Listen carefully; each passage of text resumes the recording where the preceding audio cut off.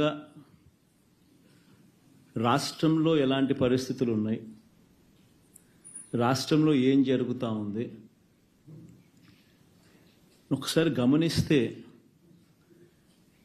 రాష్ట్రం పురోగతి వైపు పోతా ఉందా లేకపోతే రివర్స్ డైరెక్షన్లో పోతా ఉందా? రాష్ట్రంలో ఉన్న ప్రతి ఒక్కరూ కూడా ఆలోచన చేయాల్సిన అవసరము చాలా ఉంది. రాష్ట్రంలో ఈరోజు హత్యలు జరుగుతూ ఉన్నాయి, అత్యాచారాలు జరుగుతూ ఉన్నాయి, ఆస్తుల ధ్వంసం జరుగుతూ ఉంది. ఎక్కడ చూసినా కూడా ఎవరైనా కేసు పెట్టడానికి పోతే ఫాల్స్ కేసెస్ రివర్స్ విక్టిమ్ మీదనే పెడతా ఉన్న పరిస్థితులు, పోలీసులు ప్రేక్షక పాత్ర పోషిస్తూ ఉన్న పరిస్థితులు,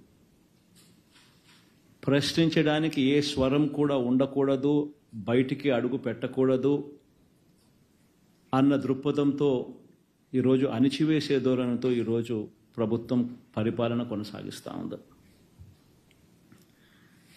నిజంగా చూస్తే చాలా బాధ కలిగించే విషయాలు ఇవన్నీ కూడా.